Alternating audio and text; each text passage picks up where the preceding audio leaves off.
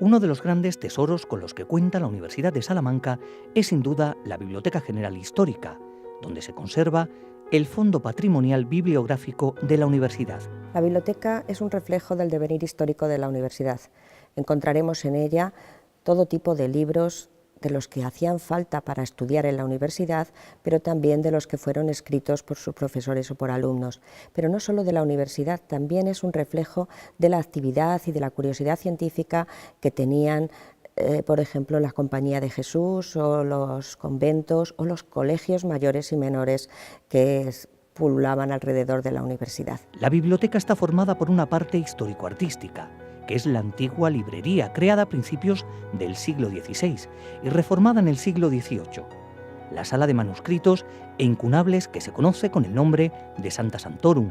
y una parte más moderna donde se encuentran todas las oficinas y los laboratorios. En el resto del claustro nos encontramos con todas las dependencias modernas de la biblioteca, desde un depósito creado a finales del siglo XIX para albergar la prensa o para albergar todos los fondos que llegaron de la desamortización y todos los fondos que llegaron como biblioteca provincial, hasta la sala actual de investigadores o todos los laboratorios y oficinas que tiene esta biblioteca como una biblioteca normal, moderna, de investigación.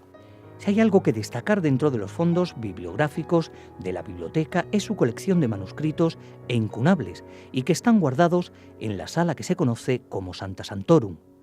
Nada menos que 2.815 manuscritos que son libros escritos o copiados a mano desde el siglo XI y 487 incunables, impresos en el siglo XV, cuando ya se había inventado la imprenta.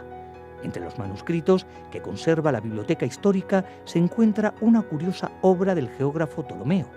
una copia del siglo XV realizada en pergamino y totalmente coloreado que había pertenecido al obispo Margarit, quien lo mandó hacer para regalárselo a Fernando el Católico. Un Ptolomeo que tiene 2 penínsulas ibéricas. Eso no es algo normal, pero nos encontraremos con una península ibérica muy rara, que es de la época de Ptolomeo, y una península ibérica tal como la conocemos ahora, pero que es una copia del siglo XV, es tal como ya se conocía la península ibérica en el siglo XV. Dentro de la colección de incunables hay que destacar las primeras aportaciones escritas de muchos profesores pertenecientes a la Universidad de Salamanca, como Antonio de Nebrija, autor de la Gramática Castellana, la primera gramática de lengua romance en el mundo, y algunas aportaciones curiosas realizadas en aquel momento, como el primer manual de ajedrez moderno de Luis Ramírez de Lucena. Con Nebrija empieza la imprenta en Salamanca, así que tendremos varias obras de Nebrija. No olvidemos que los primeros impresos de Salamanca